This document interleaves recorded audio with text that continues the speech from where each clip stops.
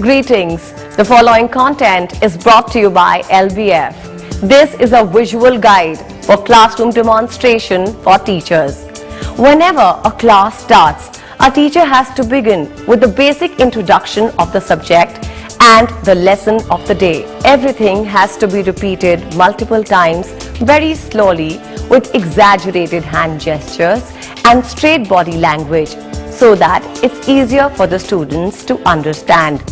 Try to keep the environment playful and conversational. Subject: English. Demonstration of lesson on singular and plural for teachers. Lesson guidelines.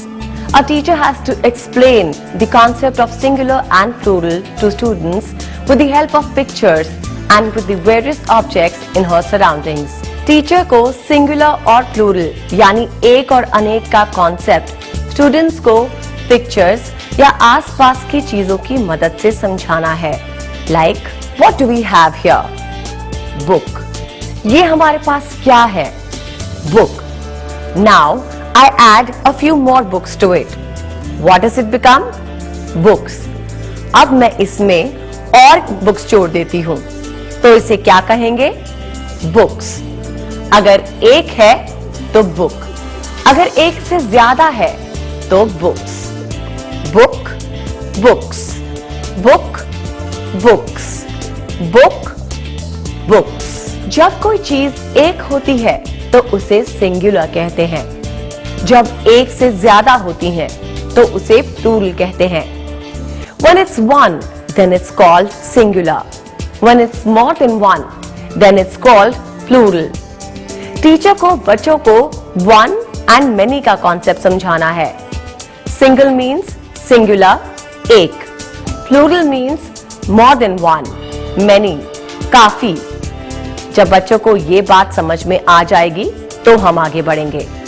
Now moving forward, we have a list of singular plural for practice purpose. You can see here that only one cat is shown.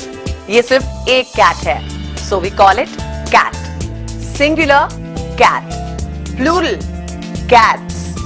Cat का plural cats. Plural of cat is cats. Cat, cats. इसको सारे students 5 times repeat करेंगे. Cat, cats. Cat, cats. Yes, 3 times more. You can see here that only one cup is shown. ये सिर्फ एक ही cup है, so we call it a cup.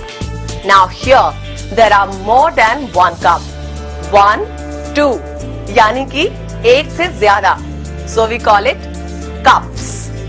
Singular cup, plural cups. Cup, plural cups. Plural of cup is cups. Cup, cups. Cup, cups. इसको सभी students 5 times repeat करेंगे. List of singular plural for practice. Now we are going to discuss girl and girls. Teacher class में एक side में एक girl और दूसरे side में 3-4 girls को खड़ा करके ये demonstrate कर सकती है. Girl, girls. अगर एक है तो girl, अगर एक से ज्यादा है तो girls. Singular girl, plural girls. एक गर्ल, एक से ज्यादा girls. Now we move on to boy, boys. Boy एक, बॉयज अनेक. Singular boy, plural boys. Plural boys, singular boy. Now we move on to chair and chairs. अगर एक कुर्सी है, एक चेयर है तो सिंगुलर चेयर. अगर एक से ज्यादा कुर्सियां हैं तो chairs. Chairs, plural chairs. Fan, fans. एक फैन है तो फैन. Singular fan. एक से ज्यादा है फैन तो fans. Plural fans. Plural fans. Singular fan. Teachers को वाइस वर्सा और बार बार बच्चों को सिंगुलर क्या है और प्लूरल क्या है का कॉन्सेप्ट समझाना होगा. हम जितना लाइव और प्रैक्टिकल एग्जाम्पल देंगे बच्चों को उतना ही क्लियर समझ में आएगा। Once the concept is clear, हम बेसिक सेंटेंस कंस्ट्रक्शन लेकर आगे बढ़ेंगे।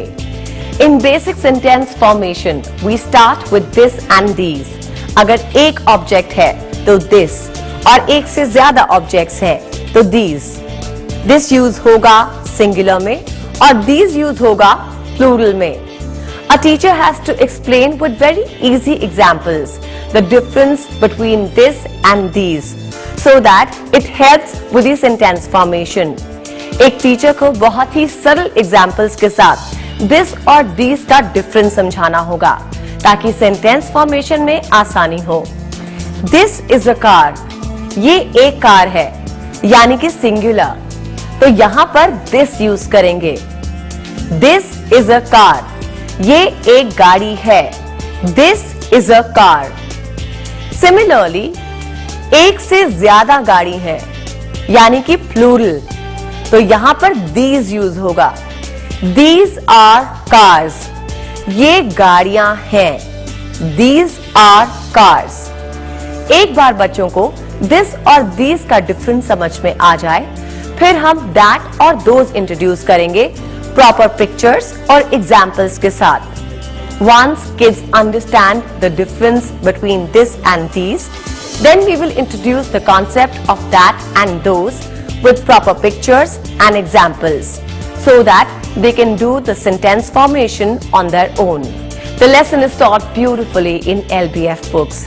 The expected outcome of the lesson is that students should be able to tell singular from plural and plural from singular. The lesson should be taught in such a way as demonstrated in the book for successful results. Thank you so much for joining us.